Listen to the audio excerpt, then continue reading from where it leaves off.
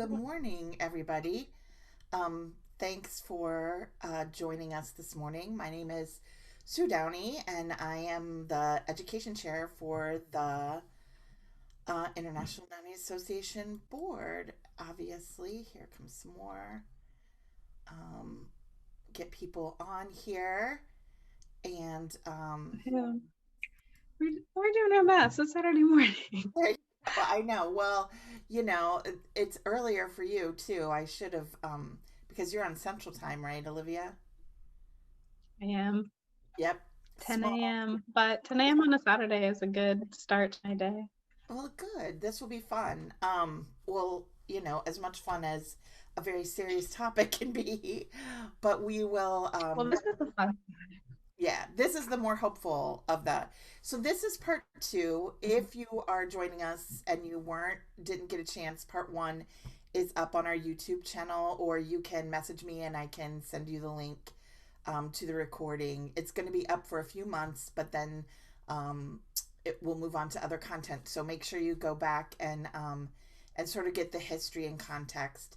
Before we launch into everything, I want to remind you that everybody's muted, but if you have a question, you can either raise your hand or unmute yourself and ask. You can also type it in the chat, and I'll make sure that Olivia sees it, and we can try to address any questions. We definitely want to hear from you if you have things you want to say. Also, I want to thank our sponsor for this series. The diversity series is Adventure Nannies. Adventure Nannies is a national agency placing nannies in amazing jobs all over the world, or all over the country, excuse me. Um, a lot of nannies with that agency travel all over the world.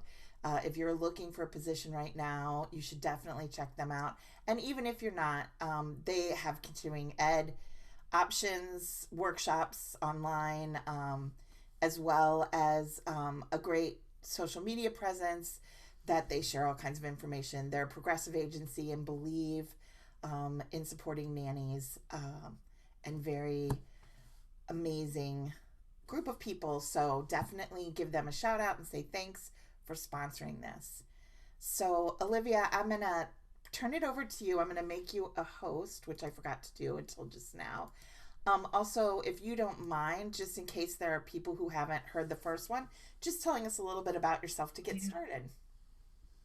Heck yes. I am ready. I'm going to go ahead and share my screen.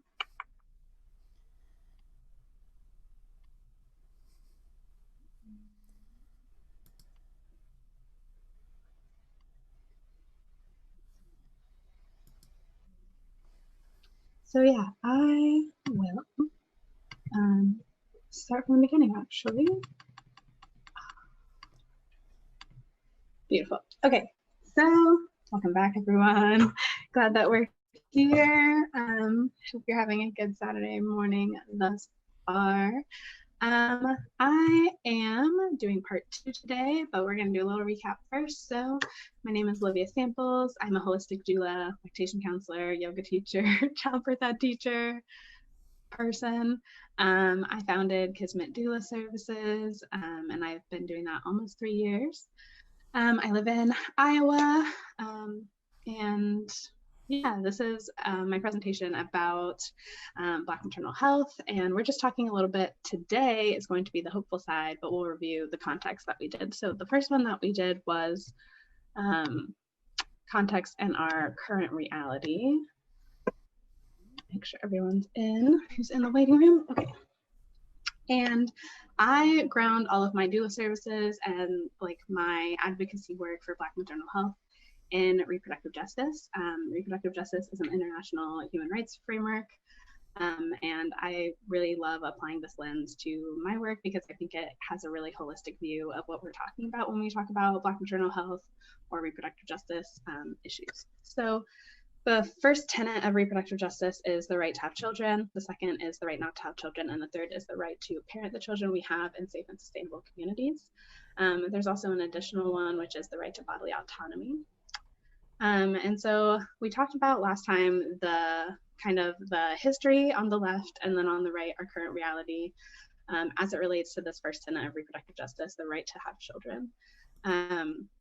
We talked about slavery, separation of families, eugenics, all of these horrible things. Wouldn't recommend going back to that presentation for more on that, and I have some resources at the end. But our current reality being that we have a huge disparity in maternal and infant mortality, in access to reproductive health care, and access to quality maternity care. The second being the right to have, not to have children, and we talked about the Hyde Amendment, slavery, and our lack of abortion access or sexual health education. And then lastly, we talked about the right to parent children in safe and sustainable communities. And all these things, like everything is happening in our world. And all of that has a huge impact on our right to parent children in safe communities. Also, I'm using Black women as the case study kind of for today because that's my expertise. I am a Black woman. And also I do anti-racism trainings for my full-time job, and we use kind of black and white as bookends just to show like the most clear examples of what we're talking about. But obviously you can extrapolate all of this out to other communities. Other communities also have disparity in maternal health outcomes. So I think that's also really important to say.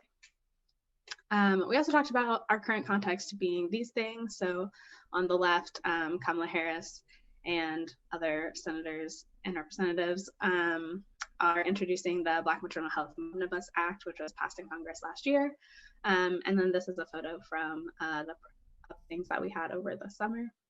Some further reading, which you can find in that presentation as well. So now we're here in part 2, which is imagination and practical skills for the road.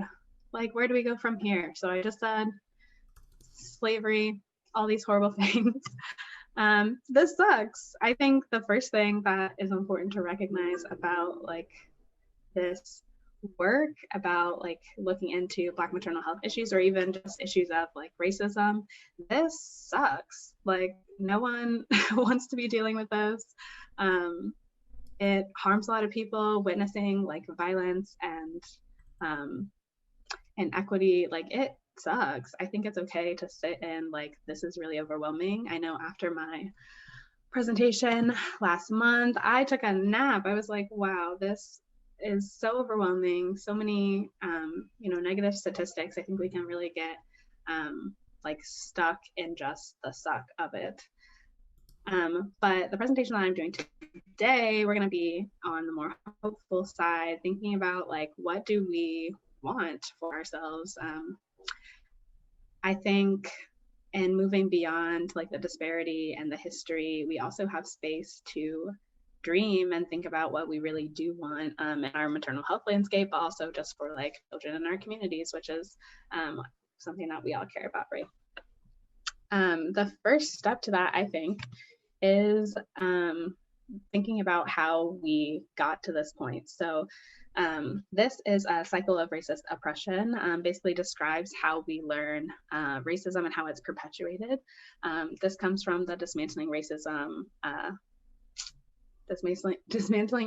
workbook, which you can find online, but I can also send it to you. My email is going to be at the end.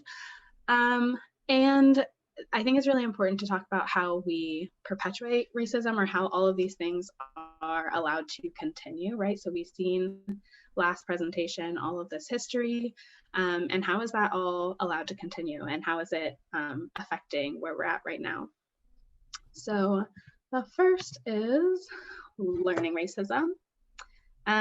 So in learning racism, as we talked about last time, there's a lot of misinformation, missing history, biased history, and stereotypes. So with all the information that we talked about last time, right, it came from primarily my learning in 2 books, well, in quite a few books, but the main 2 being Killing the Black Body by Dorothy Roberts and Medical Apartheid.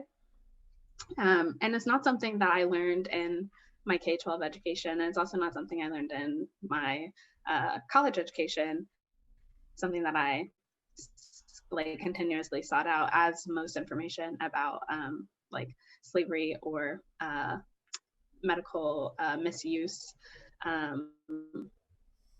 by our government is, right?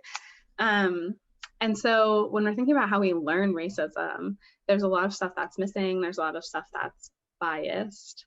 And looking at the topics that we talked about in our last session, I think that becomes really clear, because it's probably stuff that you might not have heard before and might not have known much about. So in learning racism, are there any ways that y'all can think about how we could influence this system or the institutions in which we learn racism? I guess that's a question.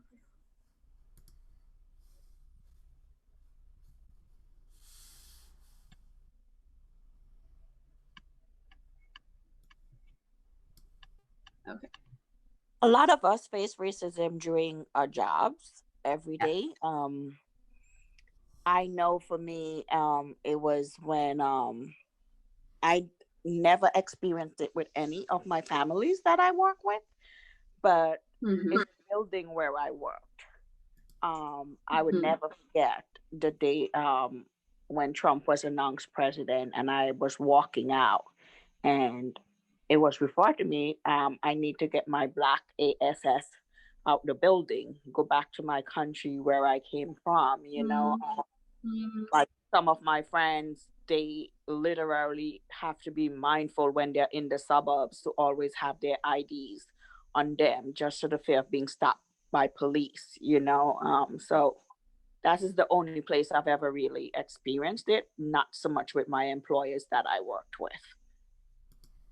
Yeah, that totally makes sense. I'm sorry for those experiences, and that sucks. Like, I think even in this week, right, like I think it's hard to talk a lot about racism without talking about this week. There's a lot happening in our country right now that definitely contributes to a learning of racism, and living, trying to survive and navigate ways that we can continue to keep ourselves safe within that, for sure.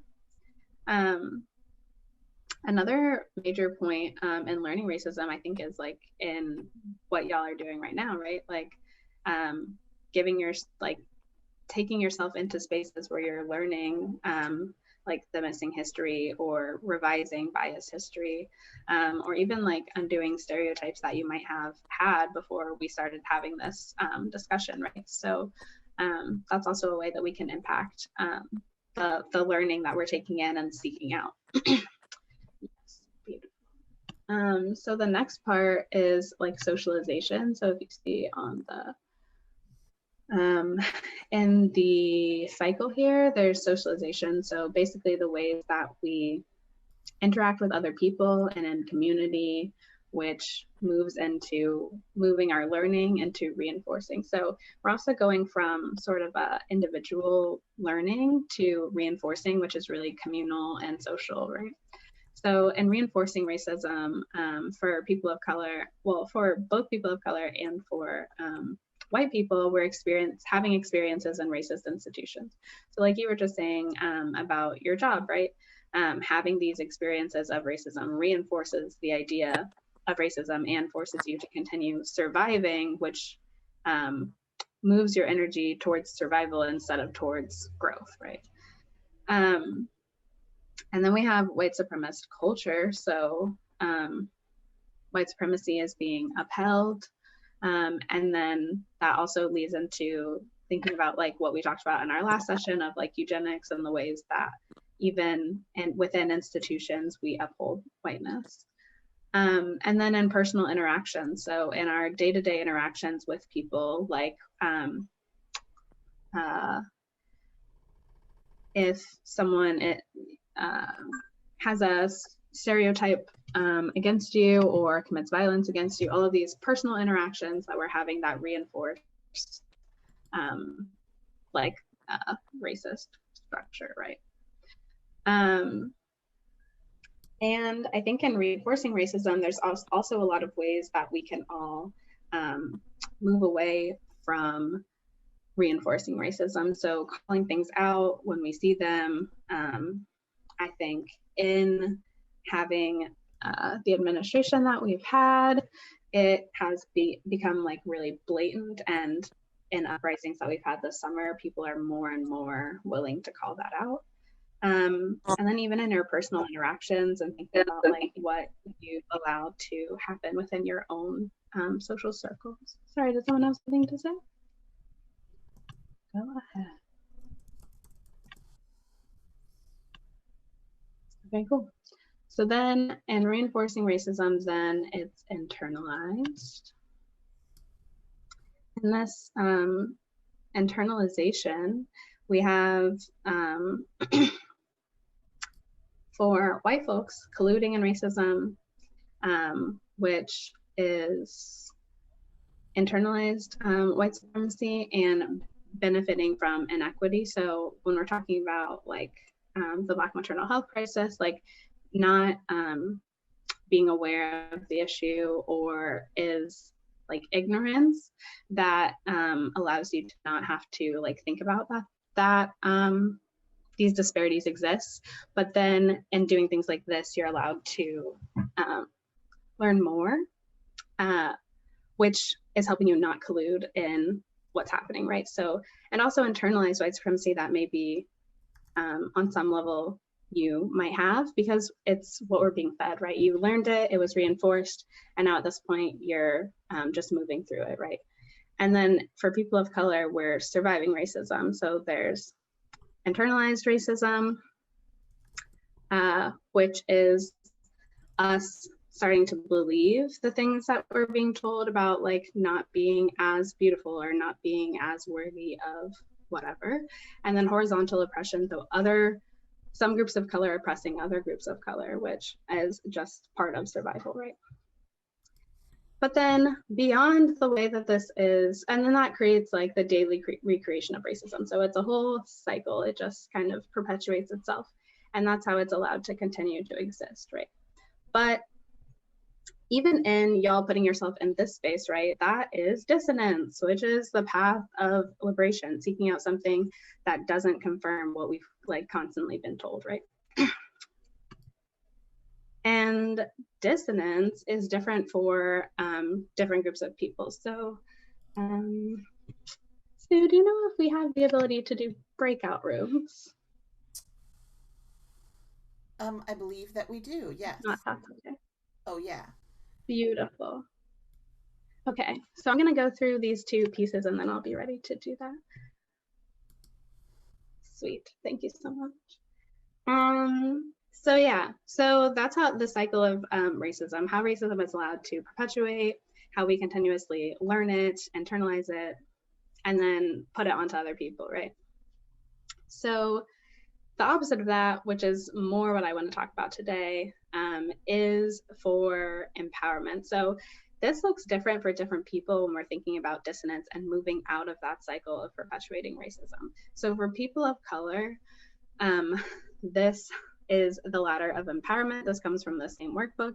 I really like this because it for me at least, was very like close to my experience of learning about racism and moving out of it.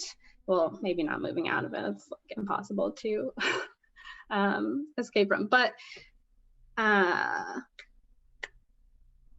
this ladder for people of color leads towards empowerment. So at first, at the bottom, we have internalized racist oppression. And then on the left side, we have racism pushes us down. And then on the right side, we have resistance, awareness, education, empowers us. So the first stage of this ladder is like realizing that you're not white. So for people who grow up in this country, you might have been told that as a child, or somehow in your like socialization as a child, you learned that you're not white. And then for immigrants in this country too, it usually happens within your first like year of being here, that you realize I am not going to be treated the same as other people. Then that can lead to rage or depression or some combination of both.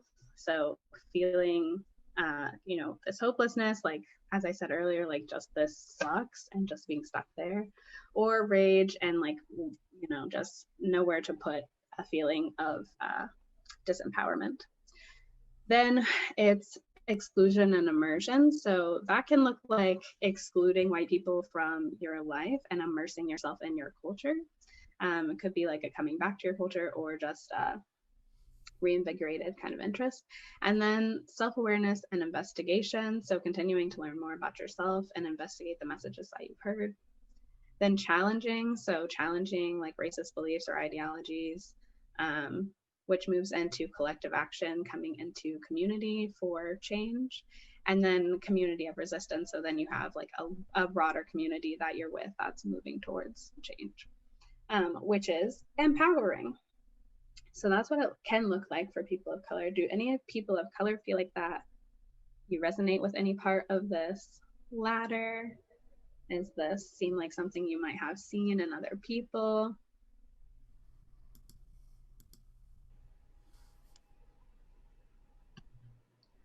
This is Jacqueline. Definitely, yes. Excuse me. I can't see it too well, so I'm kind of listening instead. Okay. But just your train of thought that you were just on just reminded me myself of a child growing up in the U.S. as a Black child, and not really having been taught by my family that, oh, you're Black and you're different, or you're not white, but having to grow up and then discover the difference. But for me, what's been a good thing, I'm in my 50s now. I've never, ever had that feeling of you're not white, because I've always loved the skin that I'm in so much, and I've had the blessing of being able to love other people so much that, the differences are just starting to come to the forefront for me because of the culture that we're in now. So, but this is so enlightening, and it's great to get an understanding, to be able to not necessarily help myself through the process, but help my grandchildren mostly. Yeah, absolutely. I feel like that's another reason that I wanted to share this ladder of empowerment, because even as white people, you can see this happening for other people of color in your life potentially, or as nannies, seeing this in children that you're with, that they might come to this awareness at some point while you're with them, while they're developing, that they're not white. And then that can be a weird thing to acknowledge or deal with, right? But it's part of existing within a racist system, which is our country. And then, Olivia, can I share one more thing real quick? Please do. I just remembered an experience I had maybe about 5 years ago. I went to visit one of my former students. I used to teach in autism, and in the body of autism in the public school system, the parents really gravitate to the teachers and the aides because they can't identify outside with too many people. So I used to do childcare and just do a lot of visitations in my private time. And one day I hadn't gone for maybe about a year. And my little girl, she used to be, I used to follow her individually in the school system as well. She saw me after a year, and I don't know what grade she was in at that point, but her mother said, "Kimberly, come down, Miss Williams is here." And when she came to the door, she said, "Miss Williams, you're Black." And they were Philippine and white. She was half Philippine and white. Her mother was so embarrassed, but I knew Kimberly, and I just understood that she saw me. She started to identify my attributes, and I was just so touched. And I had to tell her mom, "Don't be worried," but she had just had a diversity in her school, a diversity unit. And I think she was still, by that time, maybe elementary, upper elementary. But I'll never forget that. Yeah. Wow, that's what, like, how beautiful in children, when they're learning, that they can like see you and be like, you're Black, and it doesn't mean like something bad to them. It's just like, I see you. And I think it's so funny that sometimes that parents get embarrassed, right? If like their child like calls out some kind of attribute in someone like that. Like I was actually just in the grocery store the other day, and this man in a wheelchair like works at the grocery store near me, and a kid was like, "Mommy, that man's in a wheelchair," and she was like so embarrassed. But it's like, it's a fact. I mean, it's not bad to like call it out. What's bad is when we enter these cycles that teach us that that's bad, right? It's not bad to say like this person's in a wheelchair or this person is Black. They are. Exactly. But what's bad is the value that we assign to that we continue to recreate, right? And my Cool. experience with my 2-year-old, that it wasn't an embarrassing moment. It was actually a teaching moment for me because he's seen white people on TV, but he has never been exposed. And this day I took him to work because I had the privilege that I could have taken him to work sometimes, and I did. And the first question he asks is like, "Mommy, why doesn't Ali look like me? He's white and I'm Black." So I had to do like, that was like, it kind of threw me off because my employer was there at the same time. So we both actually sat down with them and we gave them like a whole teaching moment that, there are different people in the world. We have different cultures. Everyone can't be the same. But if we cut each of you, I mean, the blood is still going to be the same. So for a moment, they were like brothers. They refer to themselves as brothers, because he was always at work. He was always at work with me, sorry about that. A call was coming and I had to decline. He was always at work with me. So that for me, in its sense, was a teaching moment rather than an embarrassing moment for me, to like teaching him about the differences of people and different culture in the world. And my employer was pretty open. She's like, Kim, you have free reign over this in teaching my son about your culture. And even to this day, even when we had the whole George Floyd incident, they would text me and they said, "Thank you for the values you instill in our son and teaching them the differences, because of you, I didn't have to like answer all that question now because her children were aware." That's so beautiful. And it's amazing to have like people who are willing to have conversations like that with children who are like around children often, right? Like I think that's a really like amazing gift that you have. And that's given to these kids that you get to be with, including your son. So Yeah. yay. Great job for that.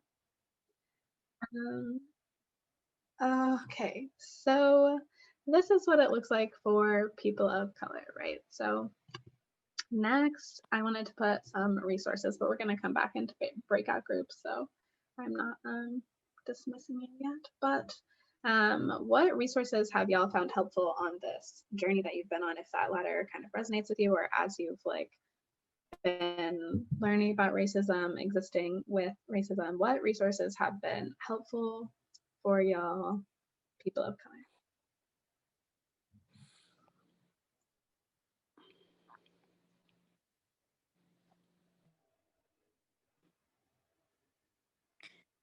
For me, I use a lot of diversity books, especially in my work with kids, because, like I said, I expose my children very early. So I know what's his name just came out, Anti-Racist Baby. So I use that one a lot. And there's one, A is for activists. It's like the alphabet. Oh, I love that one. Yeah, and the latest one I think is Alphabet for Humanities. So that one to me also is a teaching one because it teaches children about compassion and how to be mindful, how to be polite. So every week, so I've been doing that even though my nanny kid is only 14 months. Like we'll have a whole weekly thing around the letter of the week, like if it's A is for abundance, and I'll do that. I'll speak about what abundance is, even though she doesn't understand it in that moment. It's like I'm speaking to her like it and really understand what I'm doing. Like we'll get things that begin with the letter A, but I'm looking for things that identify as Black. Um, that she can understand. And like I have a whole conversation with a 14-month-old that can't really speak back to me and like ask questions, but these are this is how I started, and this is how the same thing that I did with both my boys, you know. So as they get older, they're able to ask questions, you know, and like, oh, they might remember something to say. I remember that, you know, in that sense. But I tend to do a lot of reading, but most of it is exposed where during my child when I'm working, because like there's so many books out there for kids that you can use. And even sometimes when I come across it, I'm like, okay, I didn't know this, you know? And so it's also a teaching moment for me as well when I do that.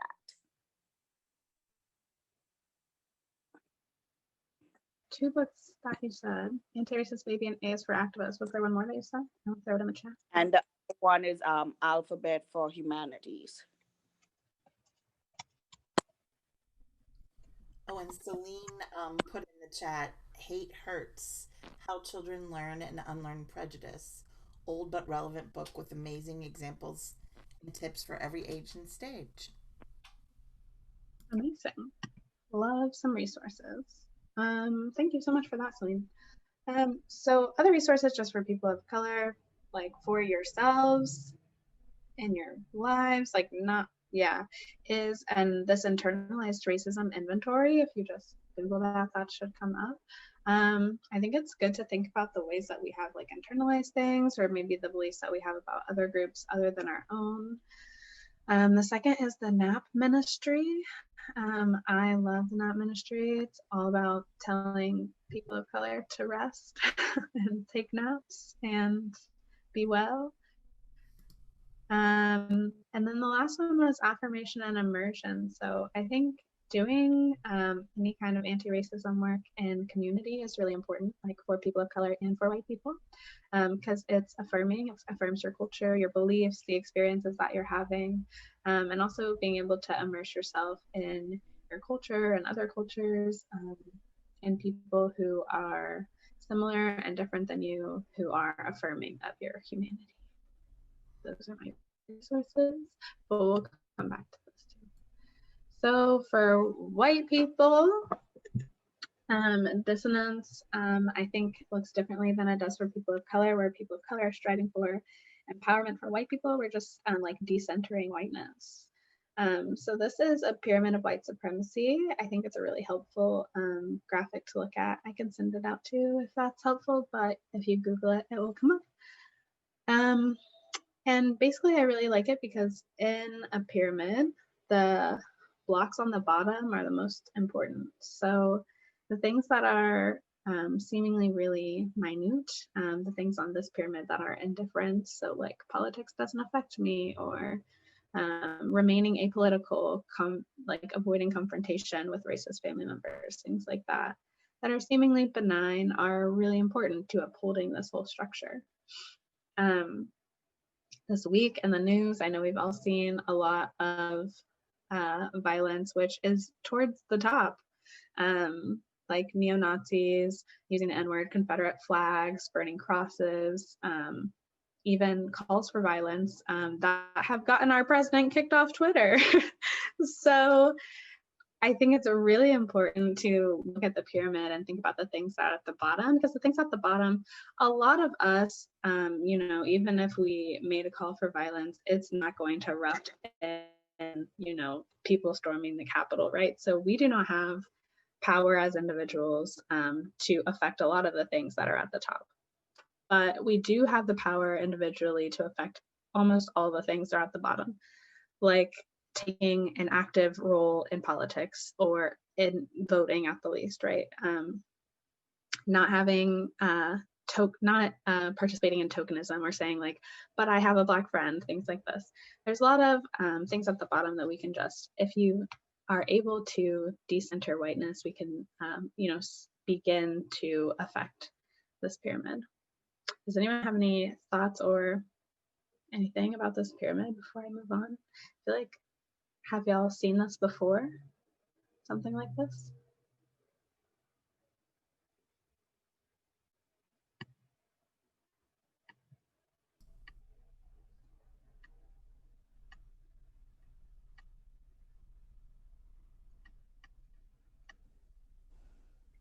One thing I will say, can you hear me? I can. One thing I will say, looking at the pyramid and especially from the bottom to the top, um, and I can only speak for me, but it's been so ingrained and such a norm living in the United States, as especially growing up as a child. Some of these things I realized they were so normal for me that I did not recognize them. Um, we had a conversation. I had a conversation with my family about a week ago. We watched the movie about, oh, I can't think. I'm getting kind of old. So we were watching a movie on racism and modern day slavery. Um, and we all had different 13. opinions because we were all different ages. But I think one thing we have in common is that this all is normal for us. So you kind of learn to live in it, and adapt. And it's sad that it becomes your normal, where things happen where you're discriminated against and it's nothing you can do about it because it's just no laws in place, no rules in place to combat it. So it kind of becomes your normal every day. And when I look at my grandparents and my parents now I understand the fear that they have for their children and their grandchildren growing up in society, because a lot of this indifference, minimization, um, what is that, veiled racism? Veiled racism, yeah. Yeah, that was a part of their lives, their everyday lives. So they, of course, they had to teach their children to be a certain way, and kind of, not like you said earlier, not to be able to express their real selves because of fear of these things you have in the pyramid. Yeah, absolutely. I think it's interesting too for white people, or at least for me. Again, I can only speak to my own experience, as Jackie said, but part of it is a lot of times if you're a white person, you feel powerless, like you don't know how to make things better. Mm-hmm. And what I like about this pyramid is it reminds me of the truth of a lot of the things that I can do to make things better is just to um, recognize things not only in my own self but around me, and to say something about it, Mm-hmm. like acknowledge it. So, and I think that when we're working with parents and with kids of color, like you said, not being afraid to acknowledge things, not being afraid to say, oh yeah, maybe I said the wrong thing, or maybe that person said the wrong thing, or Mm-hmm. look, in this movie, isn't this interesting? Like, talking about it is really where the change happens.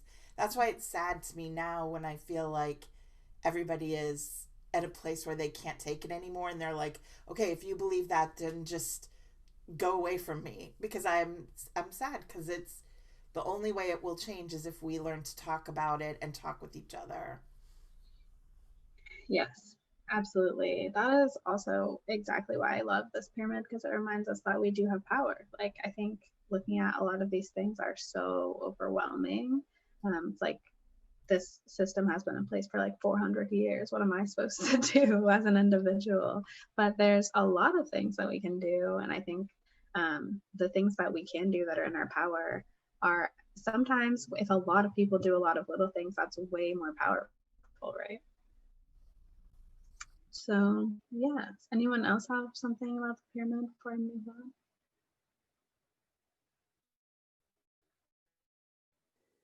Can I say? May I say? So resources for white May I say folks. something? So Yes, what? Mitches. Hi. Eh, hello.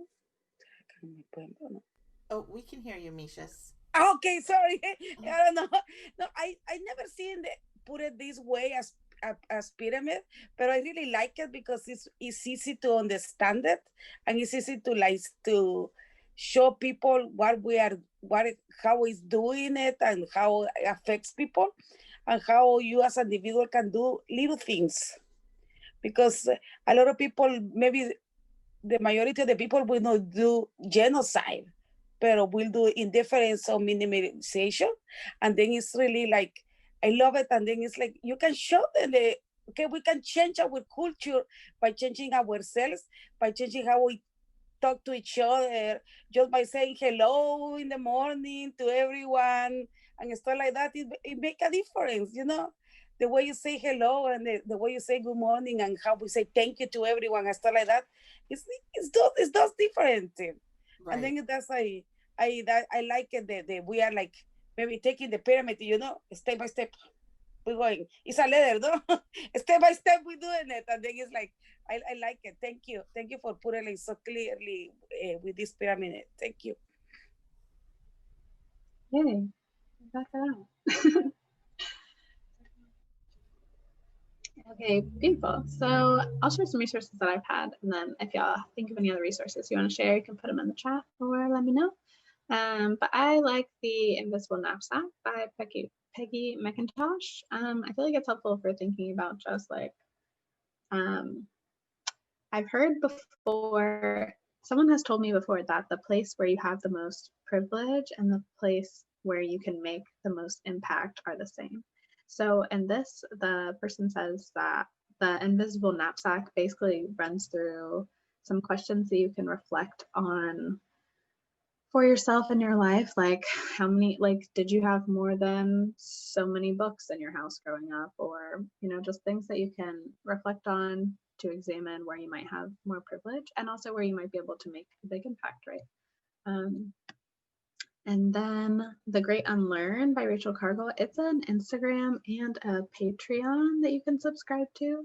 But it's specifically a Black woman who does work for white people specifically. And it's like basically a syllabus curriculum that you can move through with other folks. And I think that's really powerful to do that in community. And her syllabus is also always amazing. So would recommend that. And then showing up for racial justice chapters. As I said, for people of color, I think too, it's important to do this work in community. Having other people who are also working towards the same goals that you are, who are willing to hold you accountable for the things that you're learning, I think that's super valuable. And part of like white supremacy culture is individualism. So also moving away from that and to be in community is important. So showing up for racial justice chapters, Surge is across the country. So you can join a chapter, they have events, they have a lot of stuff going on where white folks are working together. And then the last one was this Me and White Supremacy book by Layla Saad. It was a free workbook that she had like on Instagram, and so I've seen that version, but then she made it into a whole book. And it's really beautiful. It has like kind of it's a few weeks maybe that it has you like do a little bit of work every week in different areas of your life. I think it's just really helpful reflection piece to get started. So that's that. Hi. Yes. Hi. So, as a white person, so I did a trial with a family a while ago, and they had some wonderful kids books that were all about kids of color, kids of different family types, kids of all this thing. But what was really upsetting is all those books were shoved behind the bookcase. And I pulled them all out. I was like, listen, I'm going to be here for a week. I'm going to read all these books to these little ones. And then I'm going to stick them right on the bookcase with everybody else, all the other books. So the previous nanny told me that she used to read those all the time too. And that was really, really upsetting to me. And it just made me not want to work for a family like that. Because, you know, they're two little impressionable little girls, and they were some well-written books. They all different family types, all different people of color, all different how we treat people. And it really opened my eyes to, like, there are still people like this who are very well hidden in society who are still teaching their kids that they're better than everybody else just because they're white. And it was surprising to me because I grew up in a military home. Like I've always been surrounded by multiple different people. It's never been, only white people. So it just kind of surprised me. Yeah. Wow. Well, that's awesome that you were there to read these kiddos some books. Love that for them. I mean, yeah, I think thinking about like white supremacy as a system of power, like of course people are going to want to protect that, and that only makes sense. But I think it makes it all the more valuable and brave of people who reject that and try to do something different, right? Any other resources folks want to share about whiteness?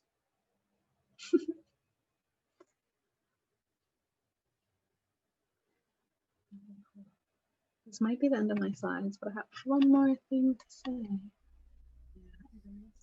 But so for the last like 10 minutes, if y'all have any questions, I can take some questions right quick.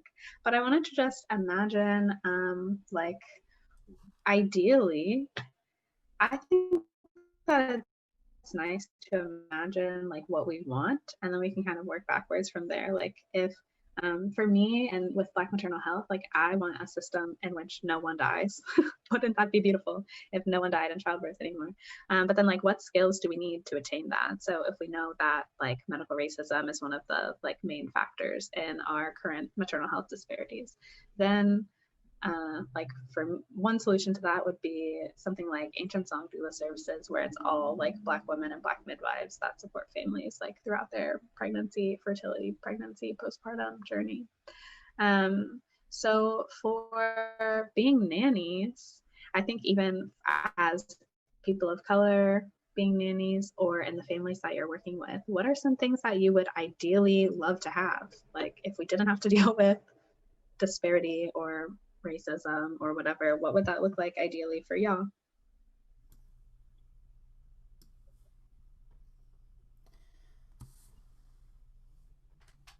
Yeah, I think the what Sarah was just saying about having, like, I dream of a time when it's not, when we don't have to think about the materials or the things that we talk to kids about, that just it is. Like, you know what I mean? I feel like right now we're in this place where if you're a white person working for a white family of privilege, like it's a concerted effort for me. Not that it's a hard thing, but I have to think about it. Like I have to think about the materials or the movies that we watch or the shows that we watch, that I'm presenting to kids a world that's diverse in their experience. And I think, to me, I dream of a time when it would be, it's just books, but they are all of those things, or it's just movies and it does all of this. And we talk about it all the time, and it's not like a very special episode feeling. Do you know what I mean? Yeah, I mean, not having to like seek out diversity, that it just is. Yeah, totally.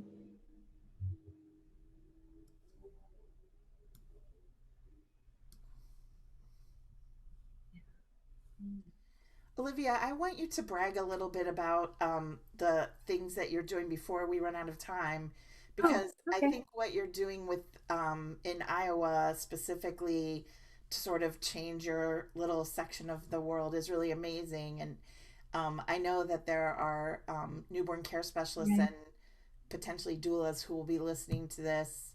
Oh yeah. You can talk a little bit about what you've been doing. Yeah, because I can totally come. Yes, absolutely. Yeah, I just it's been in the work for a while, I guess. But yeah, this week I just announced that I'm having a Black maternal health conference in Iowa.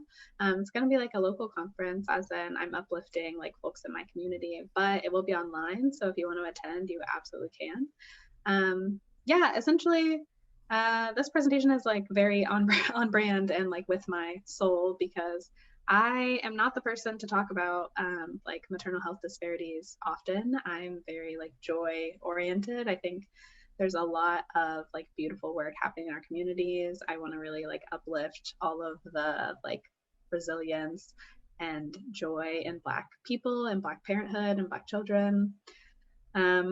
Yeah, in Iowa, we often, our maternal health disparity, well, for maternal mortality, a Black woman is 6 times more likely than a white woman to die in childbirth. And I think that that statistic and others are perpetuated really often in maternal health spaces in my community. But I don't often hear like families themselves speaking for themselves, like usually in the spaces where we're talking about policies related to maternal health, it's doctors, it's lawmakers, but it's rarely the people who are behind these statistics. And I think that's a huge disservice to everyone, because the people who are closest to these problems, who've had to navigate this, are also probably closest to solutions.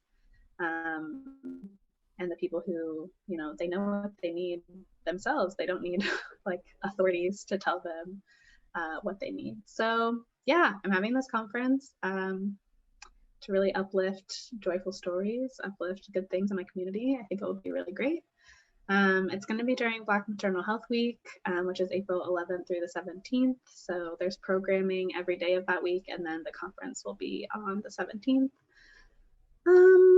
Yeah, if you want to apply to present at it, you can as well. You can follow it on social media. There's a Facebook page and an Instagram. It's Black Kin DSM, so Black KIN DSM. Because I live in Des Moines, DSM. But that's my conference. Yeah, I'm doing that as part of my fellowship with the Mid-Iowa Health Foundation, and also in conjunction with my full-time job at the Iowa Coalition for Collective Change, which is a statewide anti-violence coalition. So yeah, I'm doing that. I think that, I mean, as my part 2 of this presentation is really meant to be more joyful and hopeful, and thinking about like, what do we want and how can we create the world that we want? Because we can have it. I feel like that if 2020 costs nothing, it's like nothing is certain. Nothing is for sure. Like anything can happen, and we can totally make it happen if we're willing to put in the work. So yeah, that's what I'm doing in Iowa, and what I'm like trying to put into the world is like, we can totally change the way that things are. We can. Do not let anyone tell you that things are the way that they are, or just this is the way we've always done things. Absolutely not. Things can change and get better, and I have a lot of hope that they will. So yeah. We'll be sure to send out information on that conference to everybody. I'm going to send it to everybody in INA, but also you should get it. So watch for that if you want links on how to register or how to get involved in that. Also, Lauren in the chat wanted the pyramid. So I will, Olivia, if you would email that to me, then I'll just email it to everybody in the presentation. That way people have it. Does anybody have any more questions? I do. Yes. Happy to answer any questions or concerns, thoughts, whatever you want to say. It's hard early in the morning, I know, for some people. This is like, I get it. I will also, I'm sure you can send out my email to folks, but I'll put it in the chat right now in case anyone wants to like email me anything. I have a quick question / comment. Do you have any thoughts on the violence and anger we see in Black people, howbeit on the fringes they may be during protests? What are your feelings about that? Mm-hmm. My thoughts about protest, like violence and protesting? Yes. I think especially, but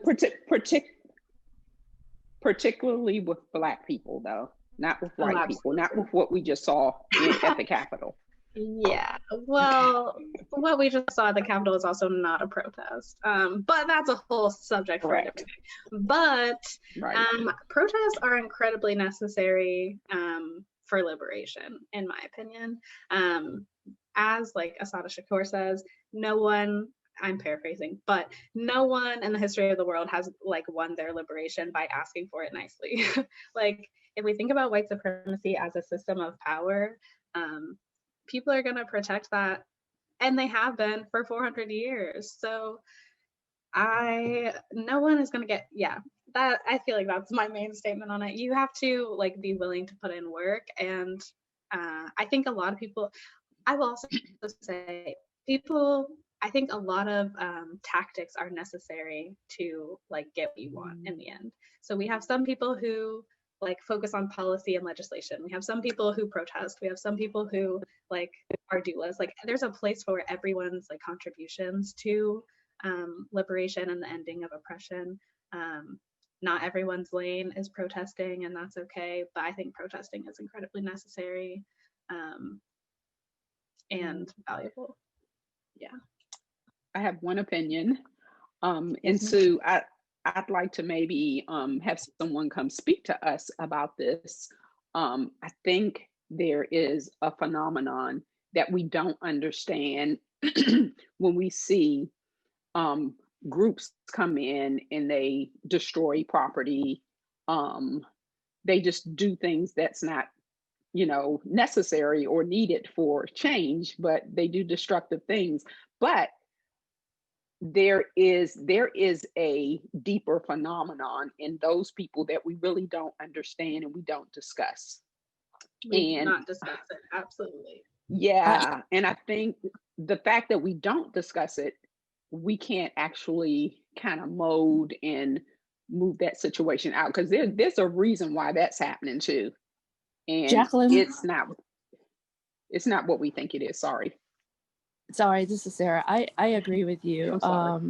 I agree with you. There is phenomenal of people like who trash things, and children see it on the news. Children see it walking down the street, and they don't understand. And I have a really good friend who was talking about it the other day on the phone with me, and she said her son, who's 6 years old, thinks that when he gets mad at something, that's what you're supposed to do now. And she's had to go back and explain to him that this is not how you handle your anger. So it is being shown to kids. And she said her fear is, she's white, but her husband's black and he's biracial. Her fear is that he's going to be seen as a troublemaker, but that's what he's learned, that when you get mad, you destroy stuff. Right. So yeah, I think it needs to be addressed. Once again, context. Oh, sorry, Jacqueline. But I was going to say the having the context as well, beyond like when you get mad, you smash stuff. But like people have been fighting for their civil rights for how many hundreds of years and haven't been listened to, and then this is the expression of that as well. Like I think having conversations with children about the difference between human lives and property is difficult. I'm not a parent, so I cannot say that I know how to do that, but I think also having context to say more than when people get mad they destroy things, but also I don't know how to have that context with children. I'm not an expert at that, but I know for myself, there's a difference between property and human lives, and a valid expression of anger when folks have not been listened to and continue to be like murdered in their sleep and things like that. But yeah, I'd can you hear me? Oh, hi, Celine. Yeah. Hi, I'd like to chime in and say that I agree with you. I am also not a mother, but being a preschool teacher for 11 years and a nanny for 15, a book that I have found to really be instrumental in teaching that, not only for children to recognize their own emotions, but also to help them understand that within their classroom community, as well as outside in the bigger community of their world, their family members, you know, members of society. This book has helped me teach this to children, that, like what you just said, when our emotions and when we have experiences that make us feel certain ways, our emotions we can't control, but our actions that stem from our emotions we can learn how to. But teaching children to recognize that is the first step. And so the book is How Full Is Your Bucket? And it gives the simplest phrase to offer children when they see something like that, whether it's on TV, whether it's within their own family dynamic, because some kids they grow up in very traumatic households and they see that all the time, or whether it's wherever they see it. All I have to ask at circle time or with my charges is, how do you think their bucket looks right now? Because in this book, in the simplest form, a child gets so angry and knocks over blocks, but there is a visual representation of an empty bucket and how that bucket got empty. Mm-hmm. And it specifically explains that when our bucket is empty, we have nothing to give. We don't realize. And then it goes on to, you know, teach the kids how we can notice when other people's buckets are empty and what we can do to help them fill it back up, because everybody deserves to be living from a full bucket. And then it teaches children what they can do to fill their own buckets if there's no one around, or if there is no one filling their buckets for them. So it's really empowering, and in the past 6 years has changed the dynamic of a classroom setting and how children learn sympathy, empathy, acceptance. And I just feel like whether we agree with what we see on TV or not, they are beautiful learning opportunities and teaching opportunities. And there is vocabulary to teach children at any age how to understand what they're seeing before we judge what we're seeing. Love that. Great resource. Thank you. Yeah, I'm writing all these down. We're working on a resource library right now that will be full, but I will, I think what I'm going to do, these are so many great suggestions. I'm going to add all of these to an email and just send it not only to you guys, but to everybody, because this is so great. What a great conversation. Thank you so much. Yeah, I'm glad to be with you. And the How Full Is Your Bucket story, it's also in adult form. So there's children's books tied around this topic, but there are also adult books from the same author teaching the exact same thing. I just Googled it and put it in my Amazon thing. Yay. Well, because this will be good, not just for this kind of thing, but I have a kid with an anger issue. So, you know, cross the patterns. Yeah. Okay, well, I'm going to pull this to a close because we are at the hour mark, but what a great conversation. And I really thank you, Olivia, for coming and sharing with us. Oh, thank you, Mary, for another resource in the chat. I'm going to add all of these, and that will be awesome. But thank you very much for being here. Thanks for sharing with us. And I hope that some members pop into your conference in just a couple of weeks. No, a couple months, right? Yes, a couple months in April. Lord, if it was in some weeks, I would be on the floor. But yeah, thank you so much for having me. I'm glad I got to share this with y'all. Feel free to reach out to me on my website, social media, email, whatever, if you want to talk more. That's terrific. And thank you, everybody, for coming on a Saturday and giving up your time for this important work. It's not always easy, although this was definitely a little more joyful than the last time. But I appreciate everybody coming. And if you have topics you want us to tackle, let me know. And yeah, thank you. And thank you to Adventure Nannies again for sponsoring this series. We appreciate it. All right, go forth into the world. Happiness and peace, right? Yes, please. Bye, everybody. Thanks so much.